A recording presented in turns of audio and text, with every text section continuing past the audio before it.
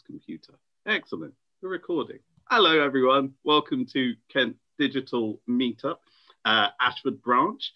Today is the 20th of January, 2021. We made it, guys. We made it. Yes. Kent Digital Meetup is a place for people that are into tech and, well, so not just tech, but digital, or people that are interested in digital to come along, share stories, learn some stuff, make friends, talk about beards, whether they're pro-car, ambivalent to car, all of those sorts of things. So thank you all for coming along. And if you do enjoy it today, tell a friend, bring them along as well. Today, we have got one main speaker and a break, and then a Q&A with some panelists. So I'll jump into the slides and I'll introduce everyone real quick. I haven't done this in a little while, but if this works, which it should do, you click share. Can everyone see that?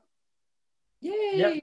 Excellent. So yeah, like I said, 20th of January, 2021. Apparently Monday just gone is Blue Monday, like scientifically, spiritually, romantically, the worst day in the year. So we've beaten that one. Let's keep going. We're going into spring, guys. Just 6 more weeks of rain and lockdown. Anyway, yeah. Talking video. Cheers, Aaron, for that. Thank you. Yeah, thanks. You're welcome. Next Monday's blue as well. Yeah, pretty much. Yeah. I'm not gonna make political jokes. Blue is the color. Anyway, here's what's going on today. We've got everyone's joined by the Zoom link, so that's done. About to introduce our first speaker. Then there is a break. And you can do what you like in that break. You can stay here, you can hang around. Oh, we've got 2 more people in the waiting room. You can stay here, you can hang around, you can, you can make some toast. It's really just kind of you do you. And then we've got a Q&A and a panel session afterwards. I'll introduce everyone. Our main speaker of the night is a presenter, is a, let's list all of Liu's things. Presenter, producer, videographer, human guinea pig. Should I keep going? Am I missing some stuff? Sports model, former bodybuilder, and general kind of, I can do anything. Aaron, you haven't got enough fingers, mate. I haven't got enough fingers. I'm going to have to use some of yours, Hacks. And she's going to be talking to us about what to say when you don't know what to say. And I know I paraphrased that quite badly, but it's a really interesting talk. And I think this is something that we're all going to be able to take, well, not just a little bit, but quite a lot out of. And how we can kind of explore our ideas. After that break, when you've had those few kind of 15 minutes of self-exploration and kind of maybe even meditation, you could do that in the break. We're going to be joined by Mike Hacker of Prisma Broadcast and Joby Stevens of Jam 96. Hacks is a video maker, a visual storyteller, one hell of a handy guy when there's a barbecue around, cider maker, and all-round good guy. And his company Prisma Broadcast are a video production and storytelling company. So yeah, Hacks has probably forgotten more things about video than most people will ever know. We're also bolstering the video lineup with Joby Stevens of Jam 96. Joby, again, like it's like the multi-potentialites. It's the multi-potentialites episode this time around because Joby is a filmmaker, producer, director, cryptocurrency trader, and has had the privilege of working on some real, like, genuine high-ticket like movies with some amazing people, and has a circle of friends, which is quite interesting. And you can follow some of the people that he hangs out with on Instagram as they jump off gigantic buildings and things like that for laughs and Red Bull sponsorships. So we've got a really interesting Q&A panel questions. So any questions that you do have from the talk or about video in general, write them down and ask them in the Q&A. So that's the yes. Okay. I'm going to hand over very shortly to Liu Batchelor. Oh, I forgot TEDx Folkestone. How could I forget TEDx Folkestone? The main thing that I'm talking about tonight. That's why you needed extra fingers. Oh my gosh. Curator of TEDx Folkestone as well. I'm going to hand over there. Someone could have been like, slid that in, just like, TEDx Folkestone. And hand over to Liu right now for her talk. If we could all remember to be muted as well. And Liu, if you want to share your screen or... Do I have no slides? So you can you you have spotlight no slides. her? Can you spotlight her, Erin? Right. Yep. You've just popped in. So I'm going to spotlight you and spotlight for everyone. Has that spotlighted you? No, I need to stop sharing. It's over to you. Okay, thank you. Yes, so as Erin said, I'm a presenter, producer, and tonight, Matthew, I'm talking about all the stuff to do with TEDx Folkestone. So for those, I assume most people know what TED is? Anyone not know what TED is? Okay, for those though, it's basically ideas worth spreading. And if I was to summarize kind of what I'm all about, it's helping people share their ideas. I get way overexcited about people's ideas and how we can get them out and all that kind of stuff. And yeah, my title for my talk was How to Speak When You Don't Know What to Say, because you'd be surprised how many people, when they get to do a TED talk, kind of go, but I don't really know what I want to say. It's that feeling, you know, when and I had it kind of doing this talk, I was going, I can feel what I want to say, but I don't quite have the words.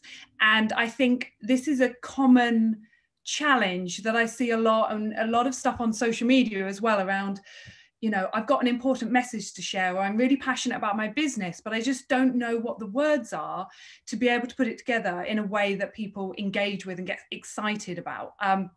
So that's what we're looking at kind of today. And I'm going to be sharing some of my experiences and interviews. I did 25 interviews with previous successful TEDx speakers, and they were very intimate and honest, to be honest, because a lot of people see this polished talk that goes on the TED stage and gets 1 million views, but behind the scenes, they are all over the place a lot of the time, trying to work out what is their idea. And actually my kind of second topic title for my talk was going to be how not to be a motivational speaker, because I think that's the other key thing that kind of gets me a bit on edge when it comes to the TEDx stuff, is I think a lot of people see it as, oh, motivational speaking, be inspiring, like, you just gotta get people excited. And to be honest, that's the complete opposite of what TED and TED Talks are all about.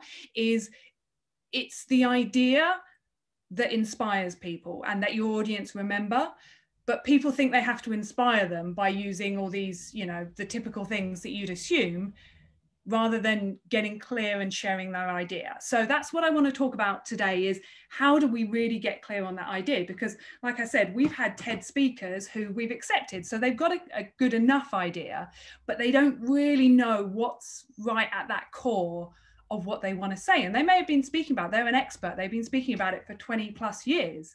But what is that one idea if you were to condense it down into one line, to one, elevator pitch, that sort of thing.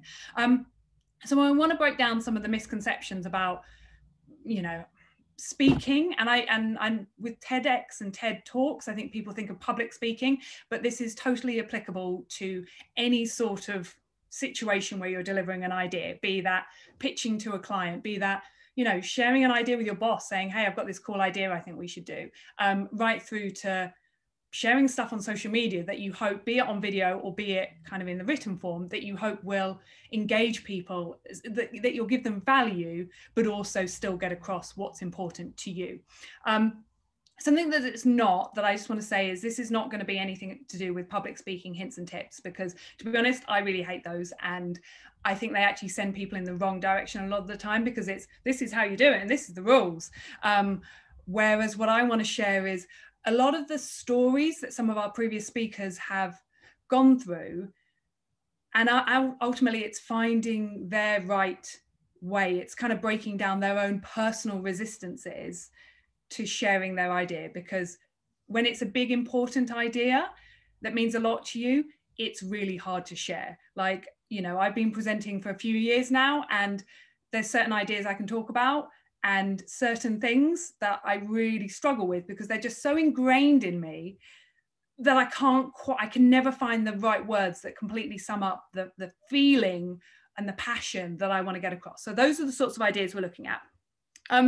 So I'm going to get started. I've got kind of 6 stories, short stories, and 6 kind of little tips, really. Well, no, I said they're not tips, but awarenesses that kind of a lot of the people kind of come up against.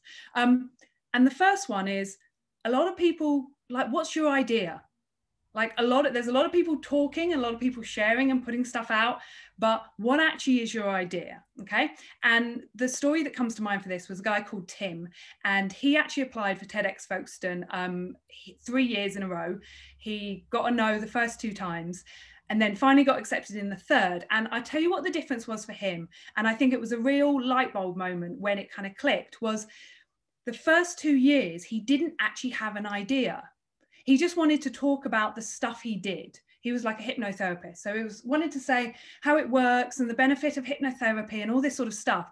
But he had no point, no statement to make. He was just talking about his experience. And that comes across as very, oh, look at me and all the stuff I've done, as opposed to an idea, which is often a nugget of something that someone can take away. And when he got that switch, suddenly, from being a flat out no from everybody, from the selection panel, everyone was like, yes, he's got something, because he'd switched it. And for him as well, he kind of admitted that he was glad he didn't get selected in the first 2 years, because he didn't have an idea. He just was talking about what he did. So that'd be the first step, was kind of, what's your idea? And to really separate the difference between a personal story and an idea. We get a lot of people kind of sharing a story, and there is an idea in there, but unfortunately in 18 minutes and up against lots of other people, you've got to tell us what their idea is. And I'd say the same thing when it comes to content. You've got to hit people with the idea, like, why should they listen and what they're going to get from this, as opposed to it just being you talking about what you do. Okay, so what's your idea is number 1. Number 2 is the problem is you don't have a problem a lot of the time. And a lot of the speakers we see, they know all this stuff and they kind of have this great answer, but they don't quite know what the question is. And an answer without a question often has no value. And the story that I really like with this is a guy called Rob. He applied to talk about AI and prejudice in AI, and kind of particularly in the system and all this sort of stuff. And he got selected, and we were like, great, okay. And then as he started going through the process, he came to realize, okay, I don't really have, anybody could go out and do the research that he was doing. He'd done a talk about it, a couple of months before. So he thought, oh, I'll apply for a TEDx with that same thing. And he wasn't clear what the problem was he was solving. He just wanted to talk about AI. And there's plenty of people who want to talk about AI. So we were a bit like, oh yeah. So, and the turning point for him came when and I'm not quite sure how he got to this point, but I think it was just in a natural kind of flow of conversation, what are you passionate about? He ended up talking about how he'd been adopted, and it was a cross-cultural adoption, and the prejudice that he'd experienced by being, growing up in a community that, was a different culture, and the prejudice that had come from that. And it turned out that his idea and the problem that he was tackling was like prejudice in AI, and almost saying that, cyborgs, we're going to be prejudiced towards robots when they come out, and, cyborg, and that we're going to be, it's that cross, where we might, if you have an artificial heart, are you a cyborg? At what point, like the sugar babes, at what point do you become, you, and at what point do you become a cyborg? And it was that really unique thing of he knew and understood the problem of prejudice because he'd experienced it, and he could then talk with power about that element within a completely different topic, but he only had that because he looked at his own personal kind of problem that he completely understood. So I'd say a lot of the time, although it's not about the individual, it's not about the speaker, you can often find the problem that you're solving, because more often than not, it's something that's deeply rooted in us, in our upbringing, that we can really relate to. And that's kind of, and if you can find that, you put that at the front, you provide the question, and then you provide the answer. And that's a massive, it's almost like in every talk, it's like, tell us the problem up front, and then everything else makes sense. So point number 3, you know too much. So a big problem we have, not a big problem, but it's quite a common thing that we have with speakers, and I see it all the time with kind of when people are doing video as well, is they want to tell the audience everything, right? I'm working with one of our current speakers at the moment, and she is so intelligent. She's got £1 million worth of grants for like this scientific research that she's doing. She's been doing it for 20 years. It's right at the forefront of kind of her industry. Yet the amount of backwards and forwards we've done trying to build a talk is huge, because she knows too much and she's trying to cram it all in. And at the end of the day, you've got like less than 18 minutes.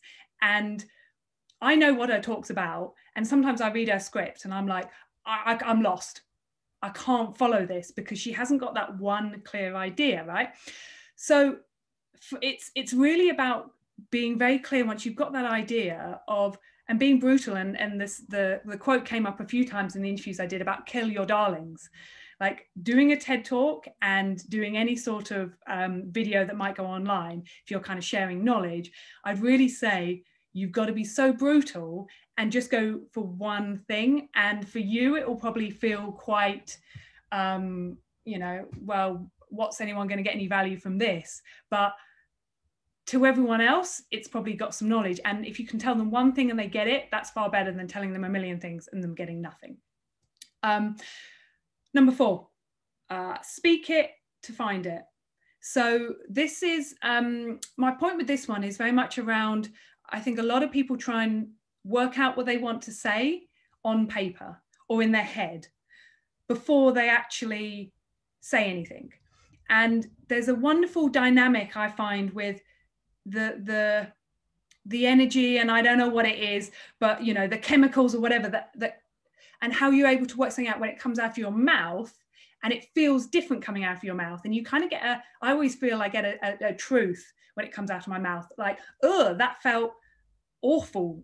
That was not what I wanted to say, versus I just feel so excited because that is my message to say. So really refining what you want to say by saying it, rather than refining what you want to say by writing it down.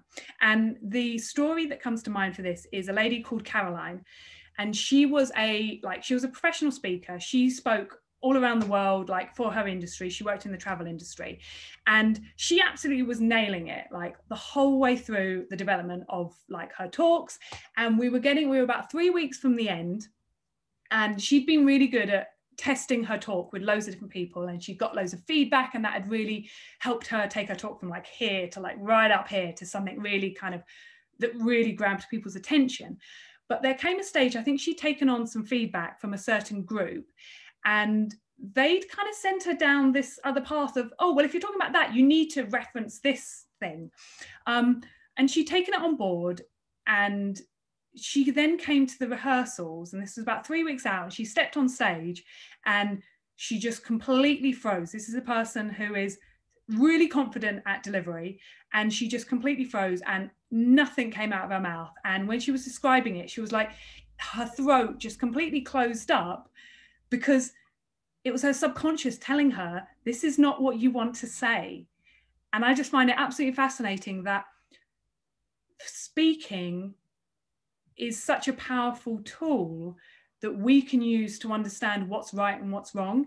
And there's so much like thinking that goes on in our head, right? And sometimes there's, should I do this? Should I do that? Is it this? Will they think I'm good enough? Blah, blah, blah. Whereas if you just open your mouth, it kind of sorts itself out as it comes out.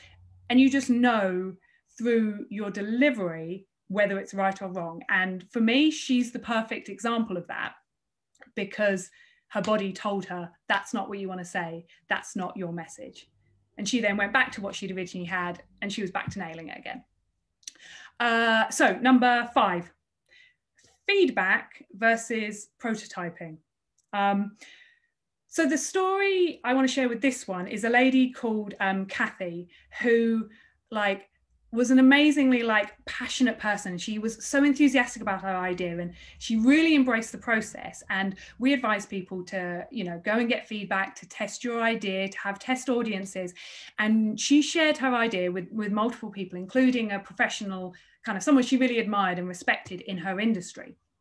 And the lady actually had quite a negative response to her talk. She was like, oh my God, you can't say that, you know, what do you mean? Like, it was very, she kind of thought that Kathy was being too challenging and being too confrontational. And this completely threw kind of Kathy off for quite a while, because she was like, to be honest, she didn't really know. She'd had this, and other people were giving her other bits of feedback, right? And she was just in this, I don't know what I want to say, right? And the feedback threw her, but through the course of the process and having that bit of feedback and the negative response and the upset that it caused her actually helped her to work out that that was what she really, really wanted to say. Right? Because this woman, she'd had such a strong reaction and it had thrown her so much, by the end, she realized that that was telling her something, that was what she really wanted to say. And yes, she admired this woman and her opinion, but that she still needed to say it. So, and this idea of feedback versus prototyping, I think we all get caught in, don't we, when we ask people's opinion, like, what do you think of my talk? Or what do you think of my idea? Or what do you think of my video? And as if they have the answer. But a lot of the time, the most powerful thing I find, and why I think it's so important for people to get feedback, is not only do you get to learn about your audience and what they think, but also to see how you react to their feedback.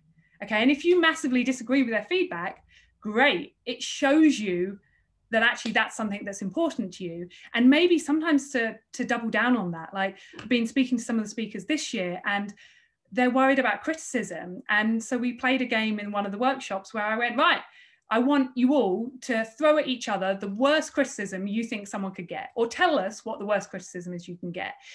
And then let's see if you can counter, like, how would you respond to if you got the worst troll ever? And actually their responses and hearing what they'd respond in a lot of cases were the most powerful I'd ever heard them describe their idea. Because when you've got something to fight against, almost it makes your argument stronger, as opposed to trying to please everybody and say something that everyone likes. So feedback has that great opportunity. And for me, the way of getting over this, should you or shouldn't you listen to people's opinions, is looking at feedback or practicing your talk or sending something for feedback from someone as prototyping. Like, you are testing your idea with them as the audience, as opposed to, okay, they're going to have the answer of whether what you've said is good or bad. Because at the end of the day, it's your talk, it's your video, it's your message. You've got to find what is right for you first and foremost. And then, of course, listen to your audience and how you describe stuff. And I'm not saying discount feedback, but there's in terms of finding your idea, that's a very powerful thing. And then my final and my 6th point is, you know, it might seem a bit negative, but the reality is, when it comes to doing even a TED talk or a video that you put out, no one's really going to care. And that might seem negative, but actually I find it quite freeing. There was a number of speakers who maybe have been disappointed by the number of views that their talks got. There was one guy in particular, and I remember him talking about how he'd you know, he was getting quite irate with all his colleagues, and he was speaking about, he was speaking on behalf of his business, and his business, they shared it once in a newsletter and that was it. And he was like, I've done all this work, months and months of prep, and I've shared my soul, and no one's really kind of, no one's really engaging with it. Or the reality was they were, but he was seeing the negative of that one bad comment or that one person that didn't share it as much as he did. But the flip with this is kind of, I like to think of it as like the goal's just a tool. So the goal may be to create a video that you share online. The goal may be to do a TED talk, right? But if you can use that goal as a way of you exploring and better understanding your idea, the reality is, yeah, maybe no one is going to watch it and no one's going to care because you're at a young stage of developing your idea. But it's only by doing it that you go, okay, no one really responded or engaged with that. Maybe I didn't quite nail it. But then you've got that feedback and you've got that learning to move forward. And the story I really like with this in mind is there was a lady called Sophie, and she, we had to wait quite a while for the talks to be uploaded to TED. So the speakers do their talk, and then they have about, well, sometimes depending when it is in the year, I think there was one year it was about 2 months because TED had gone on holiday, so they weren't uploading anything. 2 months waiting for their talks to come out. They put all this work in and they've not seen it. And I remember her saying to me, you know what, if my talk never gets uploaded, this process and everything I've learned about myself and my business and my values has totally been worth it. And if we can see content creation and video and public speaking as a process for better understanding ourselves and our ideas and what's really important to us and how we articulate that, then it's this age-old thing, isn't it? Then there's no failure, there's only learning. So I'd say make it a process, and that's when you can, whatever the outcome, you can get a positive, there's something positive to be gained. So yeah, just to wrap up really, how, I guess the final bit just to share is how much I've got from taking on board and learning and seeing and watching these speakers. I always used to be someone who, you know, the how to speak when you don't know what to say, the reason that was a title was because that's how I felt. That's how I've always felt, is I don't know what I want to say, but I know that I've got passion and it needs to come out. And growing up, I would always, you know, my mom would say, I wish I could see Liu's thought bubble, because she could tell there was stuff going on, but I just couldn't articulate it. Because often our biggest and our best ideas are often, they're abstract because in their nature, they're on the edge of what we know, of what we think. So if we can find the freedom to embrace it as a creative process, I mean, we speak every day, so we think we should be able to speak or do public speaking, but it's a creative process, just like creating a video, creating a website, doing design, whatever it may be.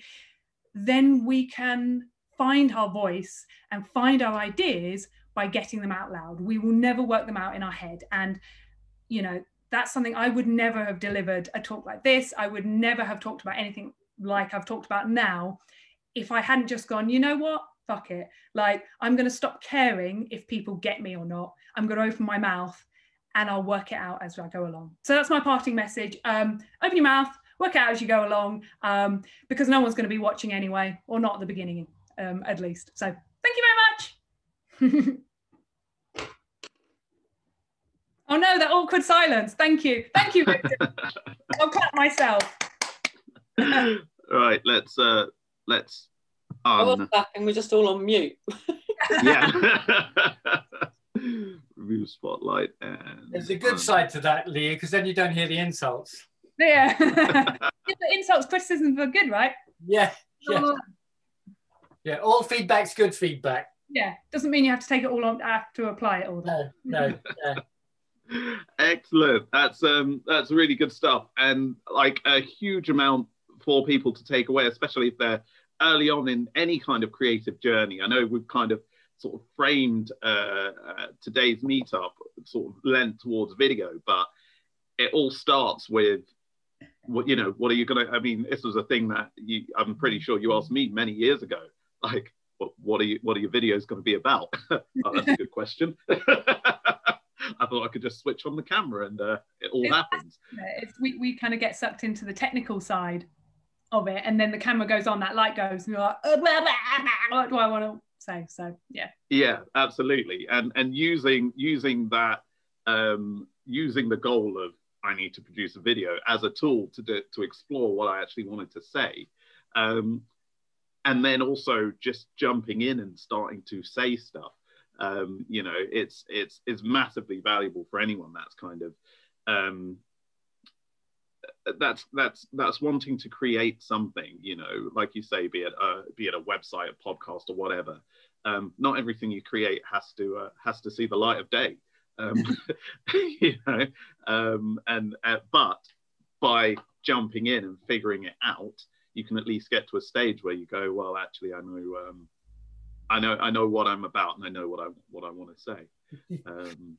In the very early days of filmmaking, when they were still cutting film, you know, 35mm film, you could always tell a good film by how much was left on the cutting room floor.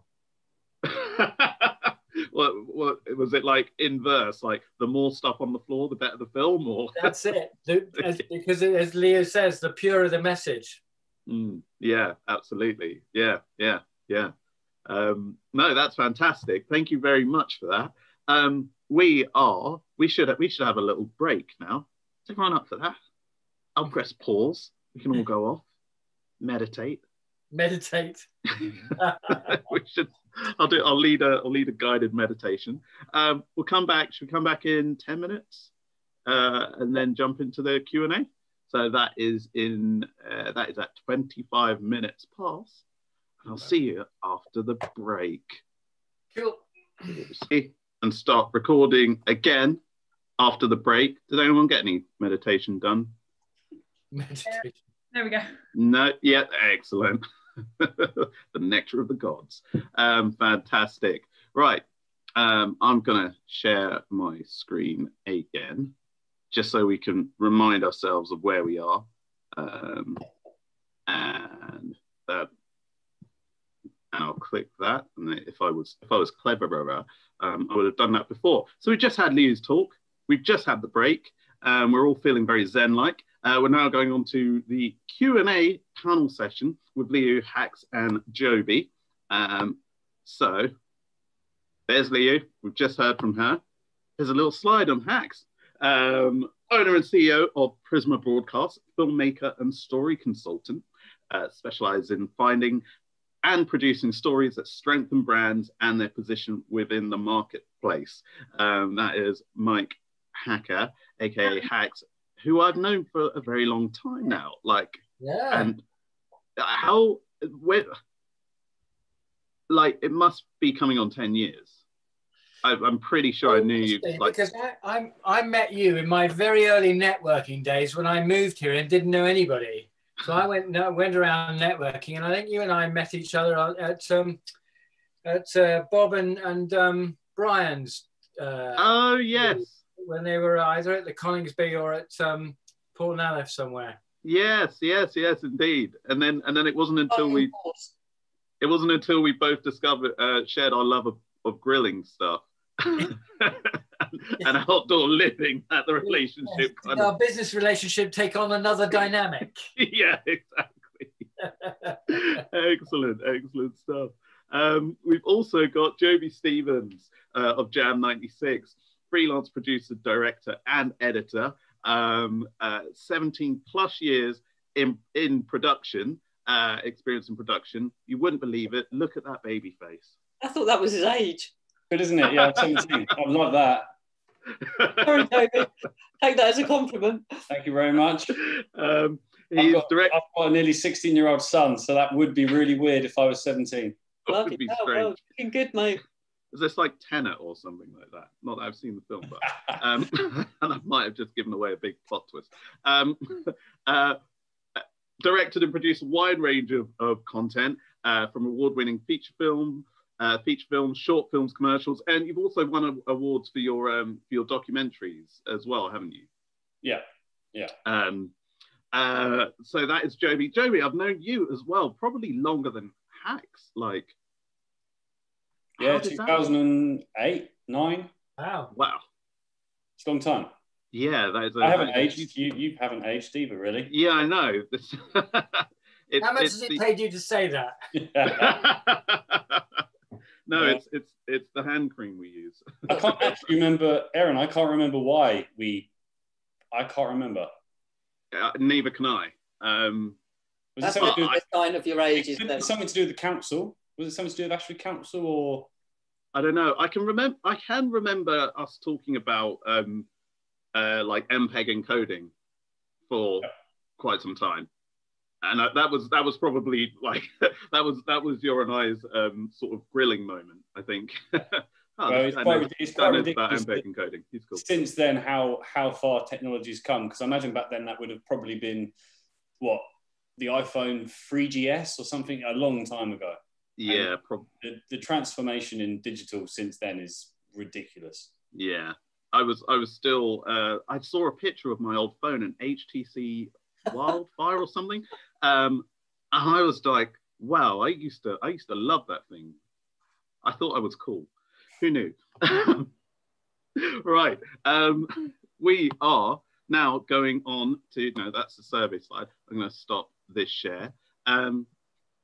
We're going to kick off with a Q&A session. We're gonna kind of start off by framing it, giving it the context. Your favorite word there, Lee. Giving it the context of people coming up with ideas, and that process of coming up with an idea that you want to implement in video.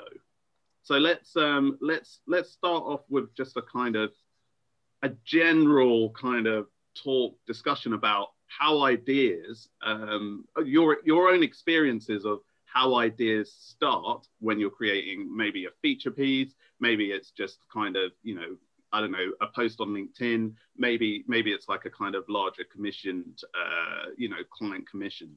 How do those ideas start, and what do they actually end up looking like? Maybe a little bit of the process in between that. So we'll start with Liu. What are your experiences of kind of that journey of an idea to video? Yeah, I mean, it's something I've only kind of realized more recently, but in hindsight, most of my ideas will always come back to be honest, now it's like two core like values, and we've spoken about this before, haven't we? Like that, what is the guiding question that your life is about? And more I recognize, maybe like when I first went freelance, I was like, I'm doing all this random stuff and none of it makes sense because it's all over the place. But now it's like, no, they all connect. They're just different expressions of that. So for me, ideas always start based on some kind of, like I said, the problem. It's not necessarily a problem or a question or something you're interested in, but I find that often comes from, I want to know how to motivate myself because I hate being like sitting around doing nothing and I get bored. So it's that sort of thing. And that's always for me where ideas come from. And then in terms of like realizing them and making them happen, to be honest, it's all over the place. And I think something I've in the past would have done is to be very, right, I've come up with an idea, I've got to make it happen. Whereas now, and kind of maybe forcing ideas through when they weren't quite ready. And therefore it's hard work and, you end up doing them on your own. Whereas now it's letting ideas and kind of speaking them out loud and sharing them and seeing whether they resonate. And when ideas don't, kind of letting them go, because I've started to realize that they always come back around, maybe in a version 2, version 3, and you just keep sharing them. And then you meet the right people at the right time to make that idea go to the next stage. And then after that, it's just a kind of having that combination of being clear on your overriding like vision, but also being very loose in how that evolves, because it might, it might not be the ultimate thing that you want to do, but it's exploring it. And then that other deeper idea or the ultimate idea might come in time as and when you're ready and it's ready. Yeah, that's very interesting, especially with this like forcing ideas through. Has any of that ever been, because like you produce you produce quite a lot of video that's like for kind of consumption on like Facebook and LinkedIn. Have any times that you've kind of been forcing an idea been to keep up with the kind of content generation machine? Yes. Yeah, I definitely have been, like, and often they kind of don't really go very far. I can't particularly remember them because they didn't really last. Whereas and often I'll tell you when the ones that don't work are always the ones where I'm trying to promote myself or I need to be putting content out, or, you know, I need to be talking about what I do or my expertise, versus when they do work is when I go, I'm interested in this topic. I'm not doing it to try and promote myself. I'm doing it because I just think it's freaking interesting and I'm excited by it. And then it just happens, and it almost takes a lot of, I put a lot of work into it, but it doesn't feel like work. Whereas, and the switch for me is always trying to have the stuff that doesn't work is when I'm trying to say the right thing or say what I think other people want, versus I'm interested in this and I'm just going to explore it. And I'm going to explore it through and using content as my medium to experiment. Yeah, excellent. Hags, what about you? Because you've got experience doing, you know, like wildlife documentaries and things like that. And then you've obviously got, you know, a back catalogue of, you know, client pieces and how does the kind of the idea sort of start, and how do you guide it when it's in that kind of very live, very sort of dynamic environment? Well, I think you've got to start from the ground up, really. One of the first things that I was taught by one of my first executive producers on a broadcast was, you know, what's the point? So you can convert that to a business platform and go, you know, what's your objective? Once you actually know that, then it kind of forms the basis, or the, you know, the ground foundation to what you might want or what direction you need it to go in. And who's going to listen? You know, on a documentary side of things, it'll be, you know, the viewer. Who is the viewer? Who's, you know, do you want wildlife people to be interested? Or are you trying to tell a story that's, as far as wildlife's concerned, you know, that the world needs to know because, you know, a catastrophe is happening or about to happen or whatever. And on a business level, you know, who in that particular case for that particular style of video is going to be the audience? Who will this content resonate with? Once you have those in position, then funnily enough, the order or the idea morphs itself. It starts to gain magnetic, you know, power or traction.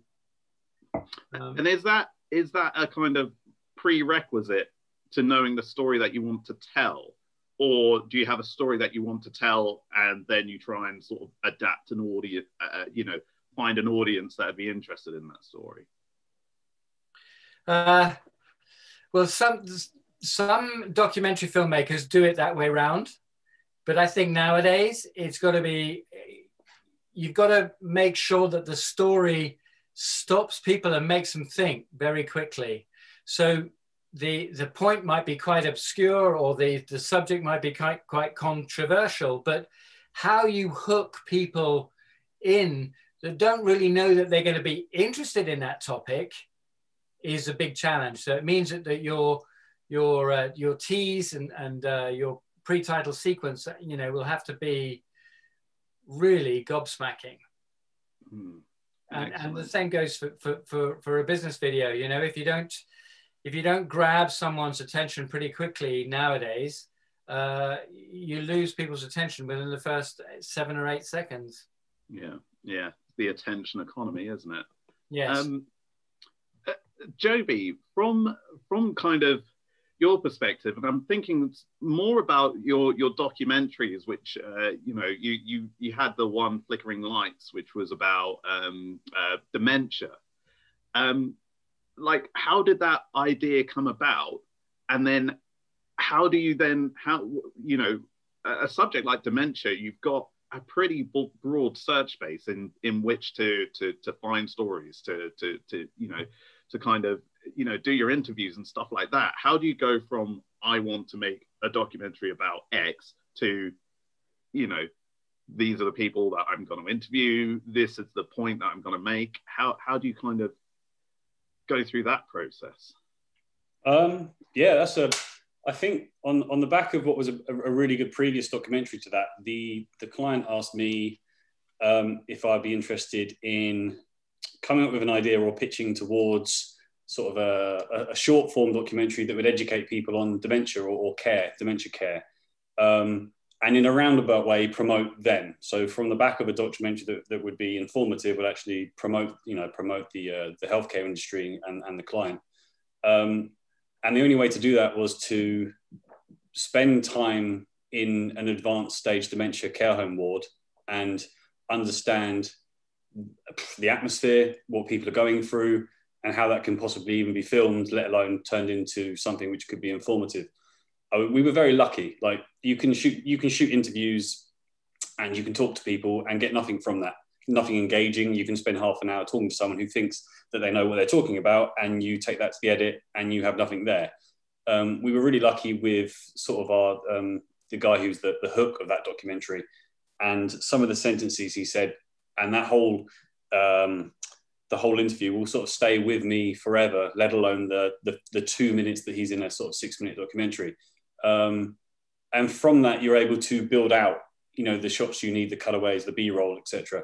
But I think I think in the case of that documentary, I was very lucky because the client believed in me to deliver something. Now, the whole time I'm thinking, well, yeah, I can try and get something, but because it's a documentary and it's very open-ended, I don't know what I'm going to learn through this experience.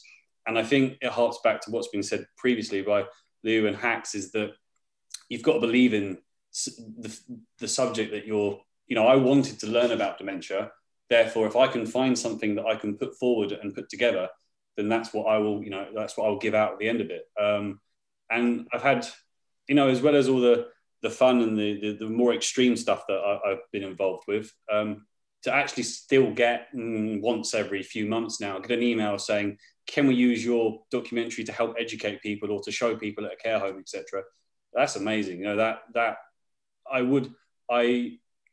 so once a year, I try and take on a short documentary that is to do with a charity or to do with something that could help or educate. And I will give, I think it's normally about 2 weeks of my time every year just to make something and maybe change a few people's opinions about something. Mm-hmm. So those types of things are important. But yeah, in terms of the creative process, that comes down to, you've got to believe in it yourself for it to even get off the ground. Yeah. Yeah. That's really insightful. And just kind of on the, you mentioned the more extreme stuff, and I can see a post of the school fight, which is the latest feature that you've been working on. Then, as I understand, that wasn't your idea, but you've been pretty instrumental in kind of realizing that vision. How do you keep the core of an idea when you've got so many deadlines, locations, people? You know, how do you craft something out of that?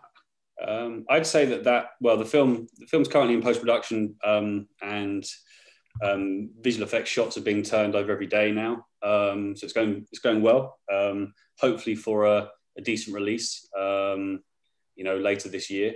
In terms of, it's a bit of a freak of a film in that I'd imagine there are hundreds of feature films that are in that place where you have someone who has a great idea, has a script, and they end up with a couple of people involved. They might get a couple of days filming done and it doesn't go anywhere. But in this situation, there was Damien, who's the director, just kept going. And if you've got someone who's leading, who keeps going, and then I guess I joined in with that, pushing ridiculous mentality, to me, in a producer role, I accept to no when perhaps I've been told a no for the third or fourth time.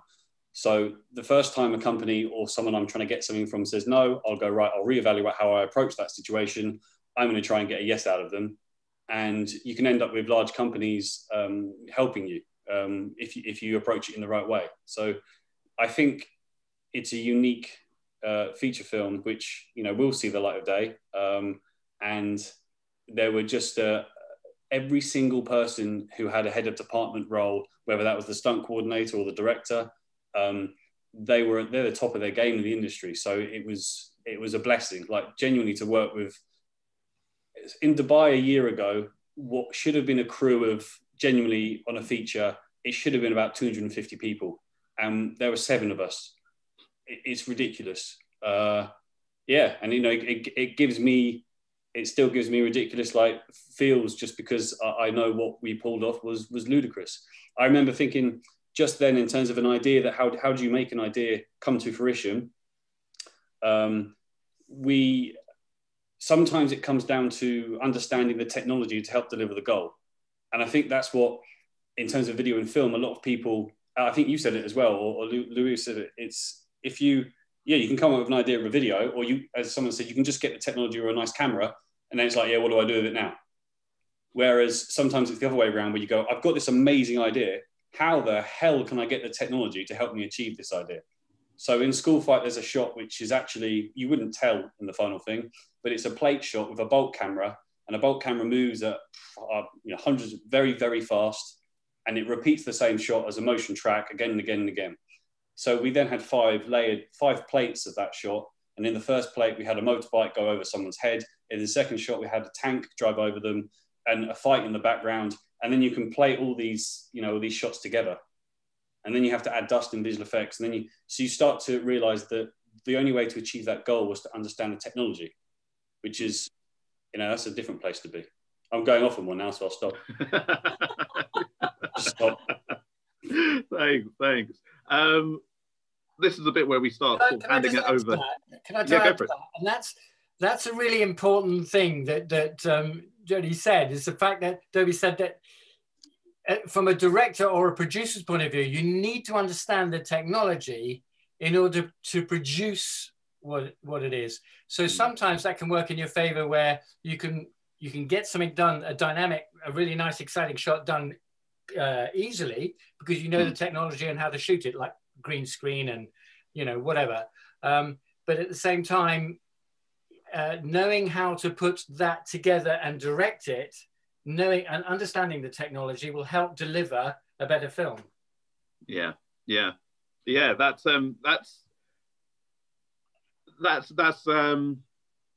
quite an interesting point, because I like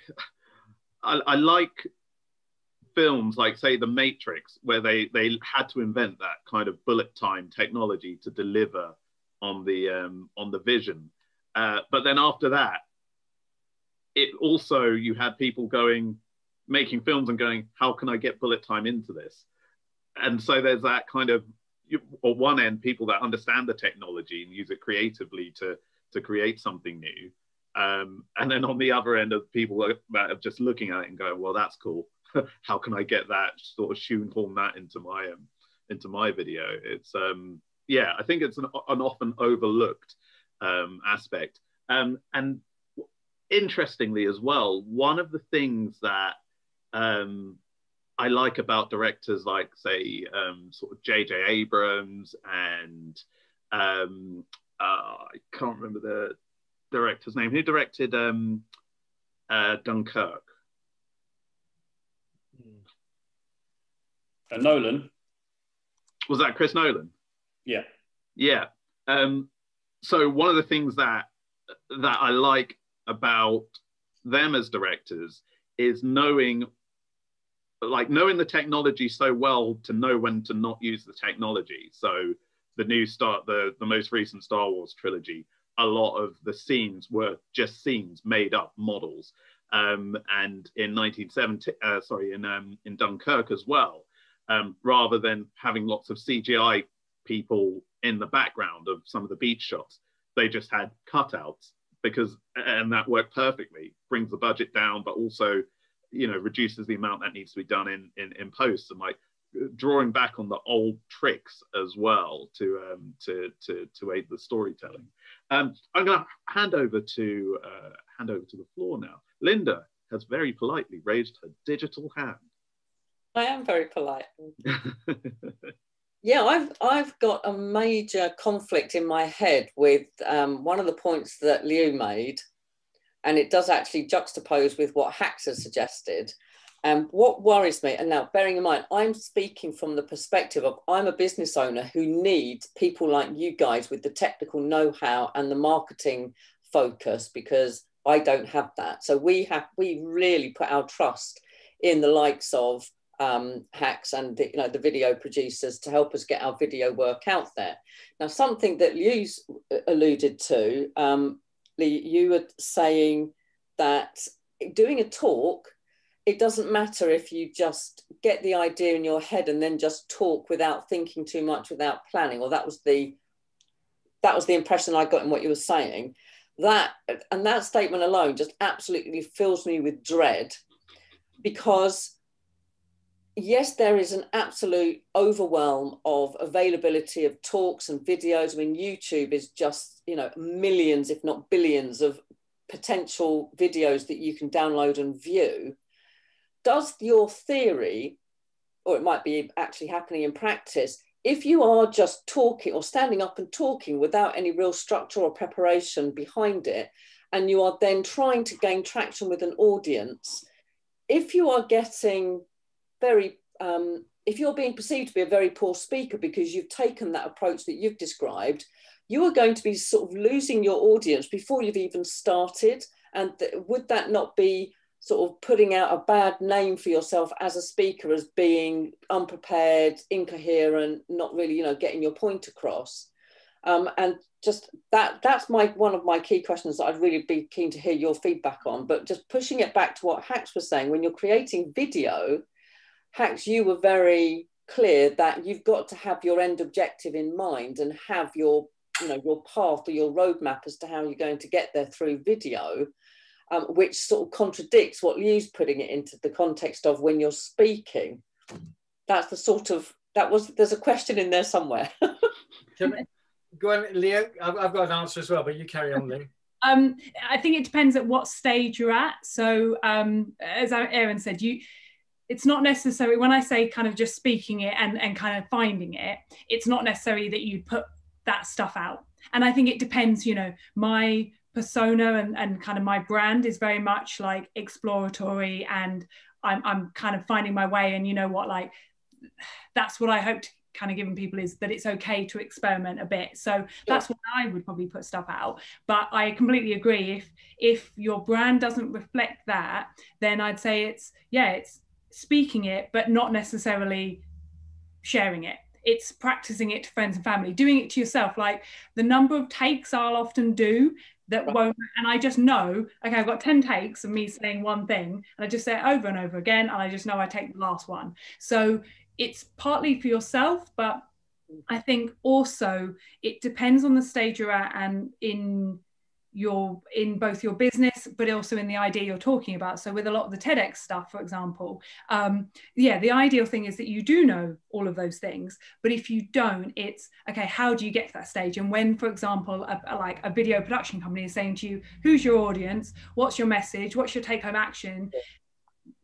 That's where I'd kind of, I guess, come in and go. If you go, I don't know, that's why I go, okay, you need to go and find it. And that's the pre-work you do before you go and spend lots of money, because, I worked in animation before I went freelance, and that's very expensive.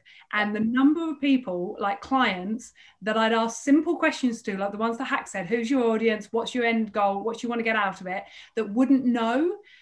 And so that's where, for me, the bit that I'm interested in, and I guess that I focus on, is if you don't know what your message is, let's work that out. And there's no point spending lots of money, because you're still in you're in a beta stage, as it were, right? And then once you know that, then you go and spend the money to get it professionally produced. You're kind of in a test mode, and maybe you only share it to your immediate friends, be it video or you practice public speaking. I'm pleased you've qualified that, because the way it came across is that you were suggesting that there are people standing up there at TEDx talks, which, let's face it, if you've got to the point where you're on the stage with the TEDx talk, surely you should have defined your talk and worked through what you're going to say, at least a framework of it, before you stand up and then suddenly realize, as the example, there would be some great talk if people on the stage and pros. Yeah. And that's the process we kind of go through with them. And that's why I guess that's the bit I get excited about, is getting them through that process, and then when they step on stage they're fully developed. But the reality is they're often not when they start, which is why it scares me when other events let people go on stage. They're like, yep, you've got in, we'll see you in 3 months time, and they don't do any work to help them refine their idea. That just kind of blows my mind. Like, that's, you know, because it's different events and they do things in a different way. But yeah, thank you. And then Hax wanted to leap in. Yeah, no, I throw my 4 pence worth in, is that an idea has got to start somewhere. And quite often, you know, there's a lot of process, as Leo talked about with TEDx, there's a lot of process that goes on before anybody actually sees it, whether it's in a draft form or even a final form. There's a lot of work going on. I've just recently watched an interesting retrospective documentary on Simon Sinek, and where he started to share the idea of why, finding your why, and start with why. He actually had been talking about that process that he'd found. He thought he discovered it by researching the way in which businesses were promoting themselves. He found that idea 7 years before he did the TEDx talk. Yeah. But it took him all of that time to kind of reframe it and practice it and package it so that he could deliver it without even thinking about it. Yeah. So when he went on the stage, I bet you panto, pitch and mustard, all his experience wasn't necessarily through a TEDx team. It was because he'd actually delivered the talk many times before. So from a businessman's or a person's point of view, if you've got something that you would like to share and it's an idea that you're cooking or a principle that you'd like to promote to your audience, getting in front of the camera and just blurting it out when you're publishing it is not a good plan. It'll damage your brand. But if you practice it and practice it and practice it so that you can literally A, hone it down to a packageable, you know, a frameable size, and B, reel it off without really thinking about it, that's when you're ready to record it and share it either live or directly to your audience by recording it, you know, using a Zoom or a camera, you know, a desktop camera.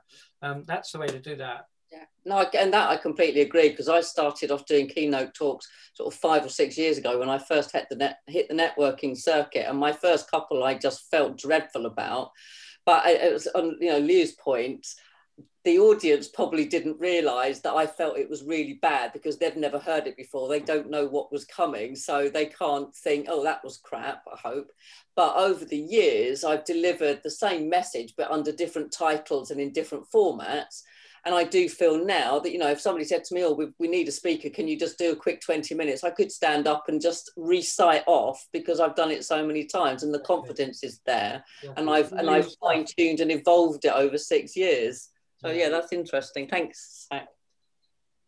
And you won a bit of business off of your KDM talk that you gave, I seem to recall. Yes, I did, didn't I, Aaron? Yes, you did. Linda gave a talk at one of the KDMs, IRL KDMs, and I walked out of it and I went to Helen. I was like, we need to get Linda in. I was like, literally called her the next day. Linda, we need you in. We were so rudely interrupted by a pandemic. It was all going fine, wasn't it? Yeah. I know that we are planning to get back to the drawing board, you know, and finish the work. I've got a question for everyone as well. How do you know when an idea is ready? How, you know, I look at kind of things that I've done and created in the past, and I'm one of these rare breeds that has an intrinsic kind of sense of this is good, no, that's shit, even if I've created it myself. But a lot of people don't have that. A lot of people will need a lot of external kind of sort of feedback and that sort of thing before they're ready to push something out. But if you're just kind of baking an idea, how do you know when it's ready? Even if it's like, how do you know if it's ready to share? Go for it. This might go slightly counter to kind of doing something more professional. So it depends whether I think I'm talking from a point of where it's okay to be a bit more exploratory. But for me, I completely get, and when it comes to putting something out for your business, it's got to be kind of, you know, professionally done properly. But I'd say, so this doesn't necessarily relate to publishing things, but in terms of sharing the idea, I tell you something, growing up, I would always have I'd have to work out everything to do with my idea myself in my head. I wouldn't share it until it was ready and until it was delivered, to be honest. It would be like, ta-da, and here's a painting I've done, versus talking it through. And something I've learned from doing the TEDx stuff was often when you just share something, you may produce a brilliant thing and everyone goes, oh, that's nice, cool, good for you. But you don't get any engagement with it. Whereas I've found from TEDx, the earlier you share something and the more you allow other people to input and contribute to it and potentially shoot it down. But if you can do it in a way that you get their constructive criticism and potentially get involved, then you get more engagement with it. There's a balance. For me, when I do something all myself and put it out, often I don't get many views. Whereas when I put something out earlier, you get more opinion, you get more involvement, which ultimately isn't that often why we're creating content, to try and create a connection, to create engagement, especially social media. And whenever I'm struggling with how to move forward with, like, for example, the TEDx team, if I'm like, oh, I'm not quite sure what we should be doing, often it's because I'm trying to find the answers. Whereas as soon as I release from having the answers myself and invite contribution, that's when an idea evolves. I know it doesn't always apply in certain settings, and I'm talking about a much more kind of community team-based thing necessarily than content, but it seems to be a philosophy that works for my content. The more I invite contribution and ask things earlier, A, the more time I save myself, and B, the more input I get. And often people going, I love that idea, because the only thing you have got to share is the values and the vision behind it, rather than how it looks. But you've got to also be, I guess, to do that, you've got to be quite confident in the vision, even if you aren't confident in what that exactly looks like. So I don't know, I'm sure there'll be some disagreement to that, but that's what I agree with you. But I think being the person on the other side of the camera to you lot who are actually knowing what you're doing, in answer to Aaron's question, you're never going to feel like you're ready, is my opinion. You need somebody else to give you permission that, you know, that is saying to you, that is actually really good. And you're sitting there thinking, that's crap, I can't do it, it's not ready. You're never going to feel ready, are you? Yeah. Joby, Hacks?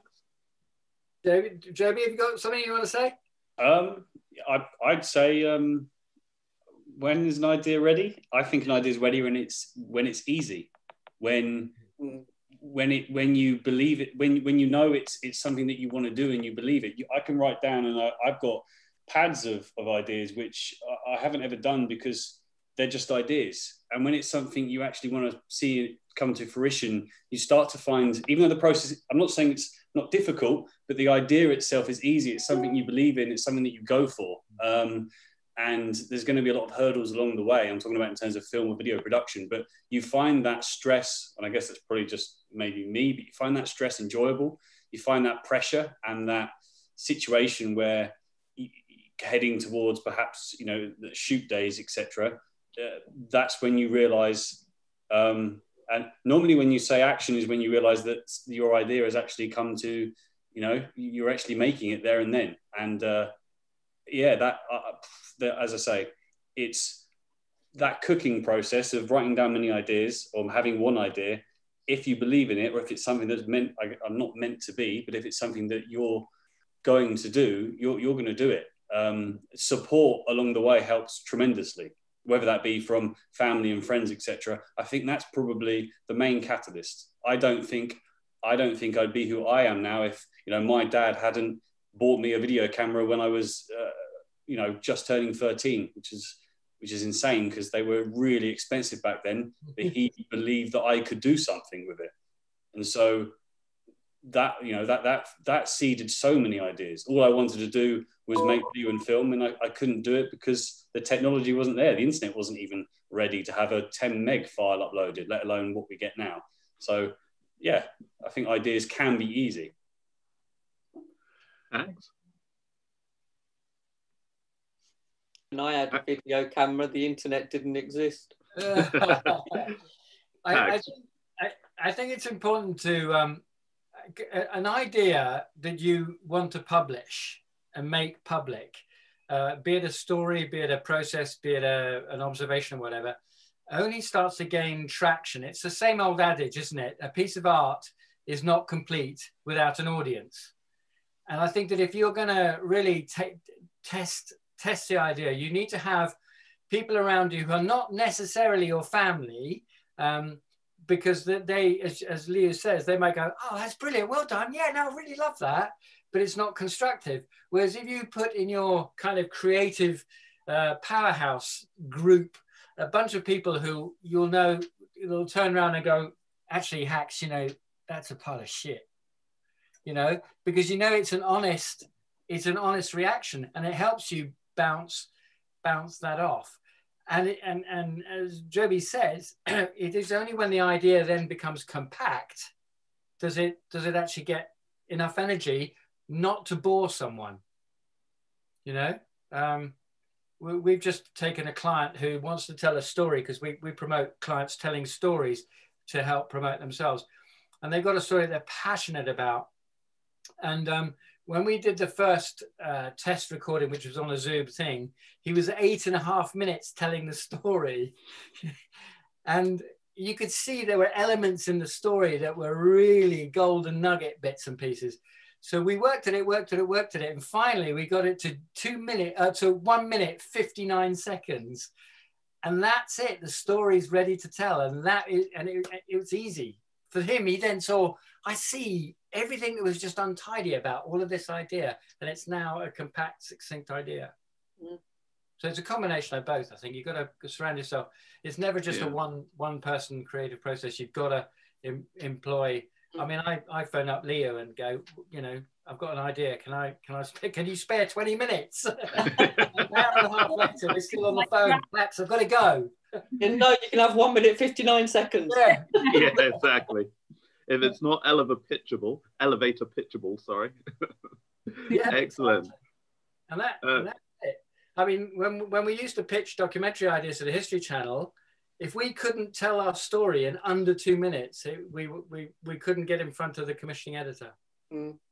Fantastic. You know, I was in a meeting with I think a couple of you know the CRM specialist, Nick Bird, and we were bleating on about something, and he always used to wind me up, so I used to get really angry, or passionate is the better word. It wasn't angry, it was passionate. But he said to me one day, because I was saying to him, I never know how to get my message across. I need to get the videos done, blah, blah, blah. And he said, you know what? You need to have somebody following you around. And when you start getting angry, they need to be recording you, because that is when you explain yourself the best. So Hacks, could you sort of just come and spend a couple of days with me when I get pissed off? Yeah. I don't know how I'll explain that to Kay, but get a message. Linda says, Hacks, I need you now. That's all right, it's business, Kay. It really is, it's business. Yeah. Oh, God. But, you know, he was recognising that when I just go off on one, because I know so exactly how I want to say things, but without that fear of having the camera in front of you, which makes you go completely to pieces. You know, if somebody could just be the fly on the wall camera, I could make a cut in 30 seconds with nothing on the cutting room floor, mate.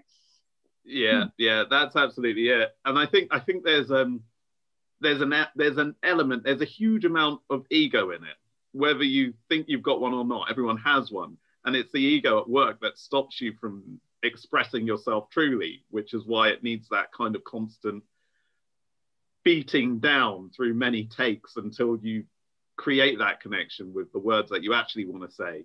It's a very hard process, but when you get angry, you just, you don't give a shit, do you? You just let it fly. We do for the speakers. Like, I do a session where I'm like, right, you have to rant, like, go off on one. What's wrong with this, the industry, for example? And I get them to film themselves and then watch themselves back. And the number of times they're like, oh God, I explained that really well, or I've never said it like that, because we're not allowed to get about it, are we? It's got to be a motivational positive. And I'm like, no, get angry. Yeah, but it's being natural. But you have to, I think it's finding it, isn't it? And then we find the words. And, like Hacks was saying, how much goes on the cutting room floor in an edit.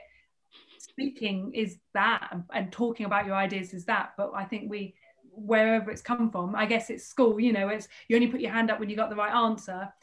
it's like we have to do all of that work in our heads versus that's so much hard work to do it in your head, and you can't, because you can't see it objectively. Whereas if you can get it out, then you can start sifting it through. But like you said, it's just finding that safe environment in which you can do that. And yeah, that's different for everybody. Yeah. But this is the most powerful idea development tool we've got in our pockets. I quite often say is if you want to get used to the camera, talk to this for 30 seconds a day about anything you want for 28 days in a row. By the time you get to day 10, you're not conscious about the camera at all. By the time you get to day 20, you're talking about stuff that's passionate to you. And by the time you get to day 28, you're delivering your business messages. It's breaking down your inhibitions, isn't it? Yeah, absolutely. Editing yourself is, as bad as it is watching yourself back, then editing yourself is the most excruciating thing ever. But if you do that, then you're with a fine tooth comb, even if you're just doing it yourself on, like iMovie or an app or something on your phone, you recognize in even more detail, little ticks, or that you say all the time and all that kind of thing. There we go, like that. And you can work on it, and it's absolutely awful. But that's the way. I mean, that's how I started doing stuff on camera. I did 100 videos and I had to edit them myself like every night, and I'd committed to this thing. So it's like a train. I had to keep going. But by the end, I was like, stopped caring. So. Yeah. There is nothing better than desensitizing yourself to yourself than editing your own videos. Yeah. Just remember when I was doing the Web Designers Broken series and editing those, as I was doing kind of in the early days. And that first one was just painful. I could think of medieval tortures that I would have preferred rather than sitting there and editing myself. And then after a point, you're just another person on a screen that needs editing, and they need to stop saying and doing that weird thing with their eyes, with all those sorts of things. I'd like to say thank you to our panelists. Mike Hacker, Joby Stevens, and to our speaker, Liu Batchelor. This has been Kent Digital Meetup Ashford. I will just put the slides back on because I'm really good at this, as we've learned. Share screen, not all of it, just that one, and click that little blue button. There we go. For those of you who haven't looked at the chat, could you please fill out our KDM survey? It's just a very quick thing. We share it with the other KDM hosts. We get feedback, we share ideas, and we continue to improve the KDM experience. Again, watch out for that question: what do you think about the host? There are 5 stars to be given, and they're all 5 stars. So there's the link there, but it's also in the chat. If you fill it out, we do read it, and we do take everything on board. Thank you very much. And I'll click. Our next meetup, Wednesday, the 3rd of March. Our speakers at the next KDM are Karen Davies and Steve Howard. And our theme will be branding, and they will be answering your questions in a joint question and answer session similar to this. So go to the meetup, register, tell a friend if you've enjoyed it, tell a friend if you haven't enjoyed it, tell a friend if you're like kind of ambivalent, just tell a friend something. This is a time, we're in lockdown, we need to connect. So hopefully see you there. I will not have any better jokes, so don't want to just get hopes up. Upcoming meetups. So we are 3. There is us in Ashford, there is Supersonic Playground in Maidstone, and there is Medway, hosted by Clockwork Moggy, home of the tallest marketer in Kent. I think everyone should know that. And those are the dates: Wednesday the 3rd from 5:30 p.m. KDM Medway running the late slot like we do, Wednesday the 17th. So you can fill February with KDMs. Like, if you're stuck on a Wednesday and you don't know what to do, call that friend that you talked to after this and say, hey guys, let's go over to KDM and have some fun with the other guys. So register via the KDM Meetup page.